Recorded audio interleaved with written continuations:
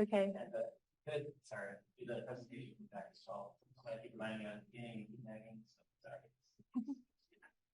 All right, good afternoon, everyone. My name is Arielle Whitner. I'm a chemistry major, and today I'm going to be giving you guys a talk on the synthesis of the siderophore catenylobactam B analog. Before I dive into the research that I've done on this project, I'm going to give you guys a little bit of background as to why it's important. Considering bacteria, bacterial infections affect almost every single organ within our bodies. And as most of you know, antibiotics are the most common and effective way to deal with these infections. There are two different types of bacteria, gram-negative bacteria and gram-positive bacteria. And there is a core difference between these two that can affect the efficacy of antibiotics. Gram-negative bacteria have this extra outer membrane in their cell wall that gram-positive bacteria do not have. This makes it especially difficult for antibiotics to go into these bacteria and act on intercellular targets because this outer membrane on the gram-negative bacteria is littered with porins. They are highly selective and only let certain small molecules enter within the bacteria.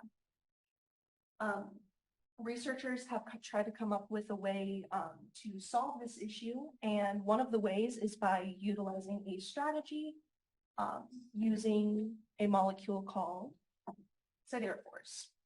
So siderophores are small molecules that are secreted from bacteria, and they chelate iron from the environment to insert them directly into the bacteria.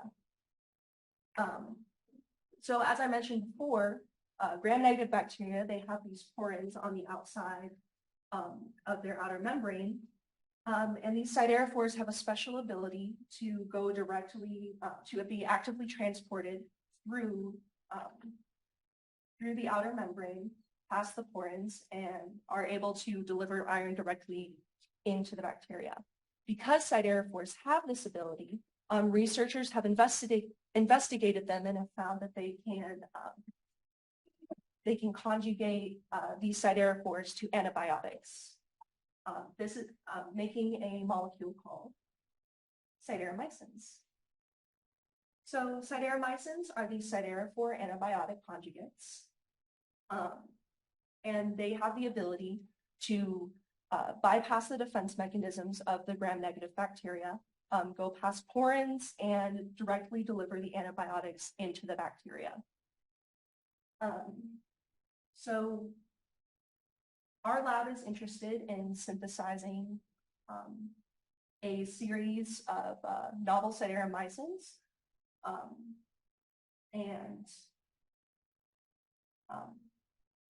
our lab is interested in synthesizing a series of these novel sideromycins using a newly reported siderophore called catenylobactam B.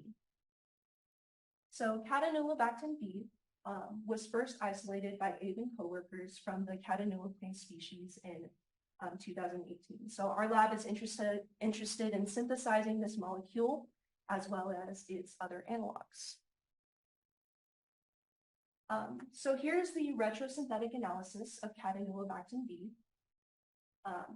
So as you can see, I've color-coded separate fragments of this molecule. The central fragment is a hydroxylated ornithine fragment. It's colored in blue. And then the side fragments here are aryl oxazoline fragments.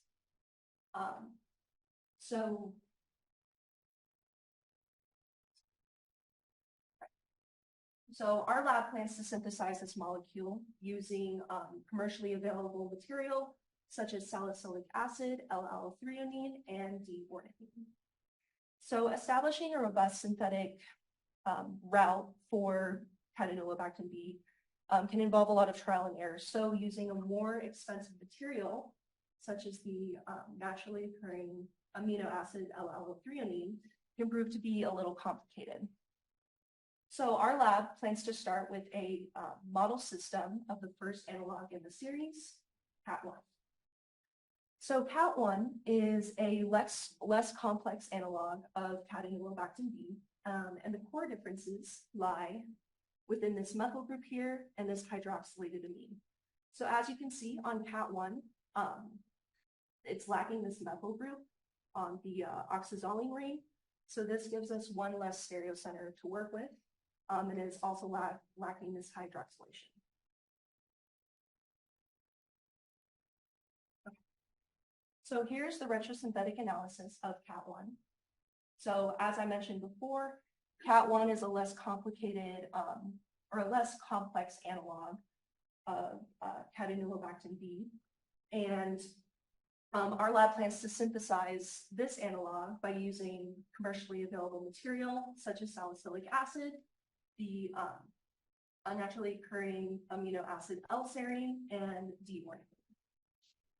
So establishing the synthetic route to accessing CAT1 will establish the synthetic route for catenulobactam B as well as its other analogs.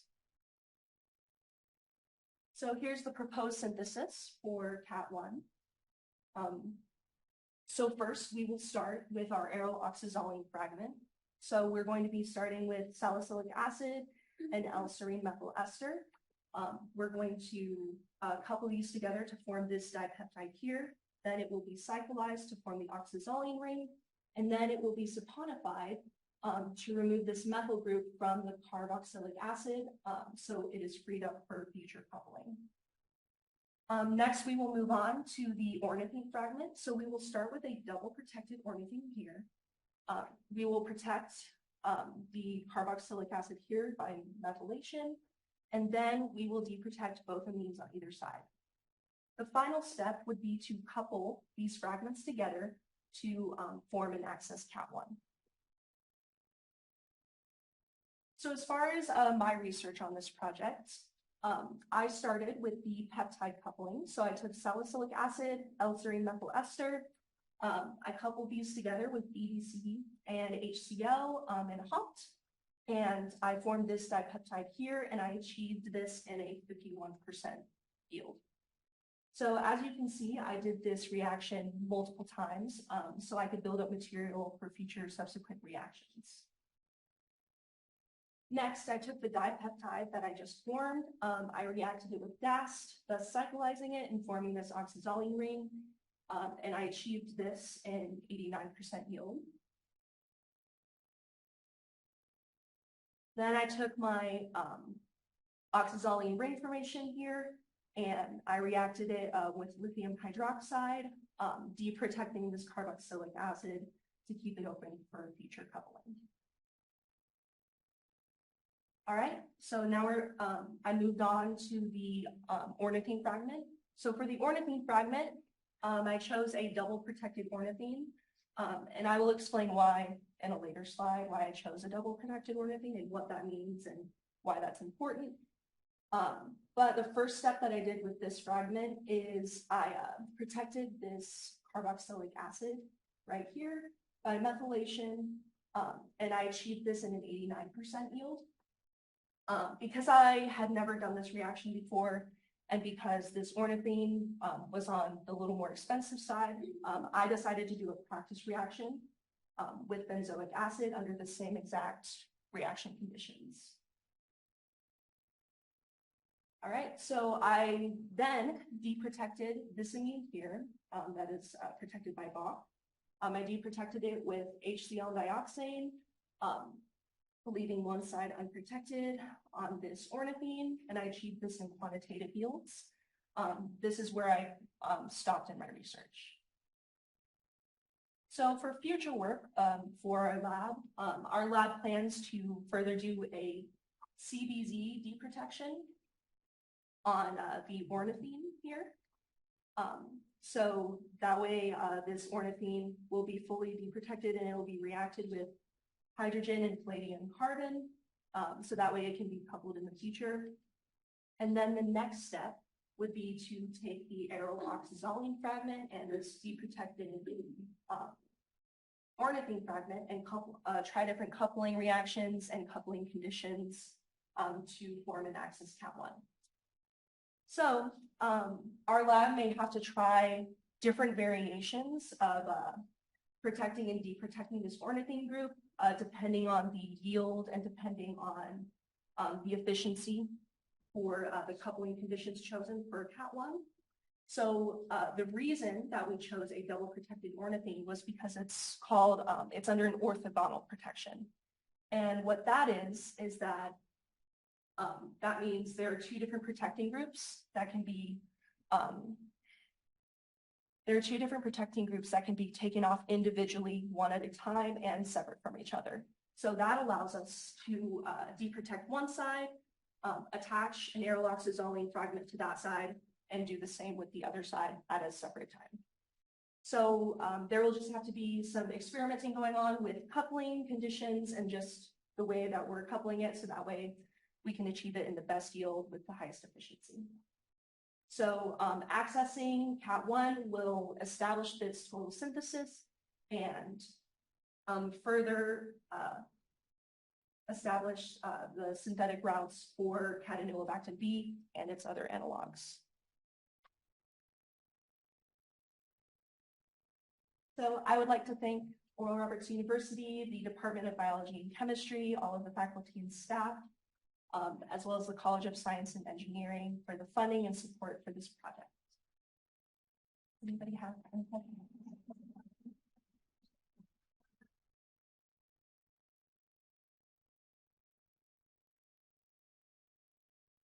Question? Yeah, Yes. I got a question. Yeah. It's quite a molecule you're trying to synthesize. It's a monster. What ways are you checking the fragments to make sure that you've got reactions? What instrumental techniques are you using?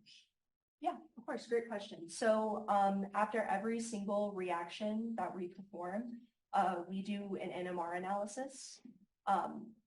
And we integrate area under the peak, and we make sure that we have all of the necessary functional groups and that it is the correct molecule before we move on to the next reaction.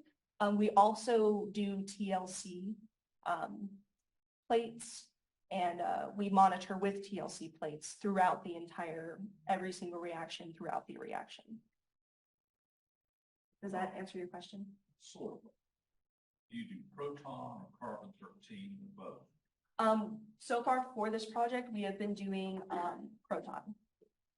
You consider using ion technology?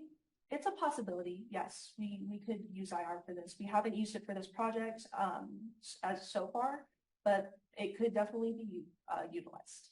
So. One last question. What about, have you tried mass spec? No, we haven't tried that one either. We have a solid probe capability that works right. Okay. Yeah, that's definitely something that we can utilize to make sure that we have the correct molecule going on. So, yeah, thank you. Impressive. Thank you. That's Yes. very impressive as well. The yield you got was pretty good, like 89%. Just compared to the literature, is that remarkable? Could you do better? What's the goal there in terms of the percent yield? I'm gonna go back so I can look at the percentages real quick. Great question. I know at least it was dependent on the reaction. As far as I was aware, this was about an average yield. As you can see below here, as we increased in the starting material, the percent yield kind of went down. So I know that either it was dependent on the reaction or it was dependent on human error. So I definitely could have, there is a lot of room for improvement, especially on this first reaction, since we needed a lot of that material. But I know as far as these had gone, they were fairly average, but we did have some ups and downs, either between lab error, like personal error, or there was just something going on with certain calculations, but I know there are definitely improvements that could be made. So does that answer your question? Is it pretty similar though to the literature, what others have done of similar molecules? Or is this totally novel? I believe this is mostly novel, yes. I'm not entirely sure of the answer to that question, but as far as I know there are people who have done these reactions before me in this lab, and they got about the same that I have been getting consistently. So, thank you.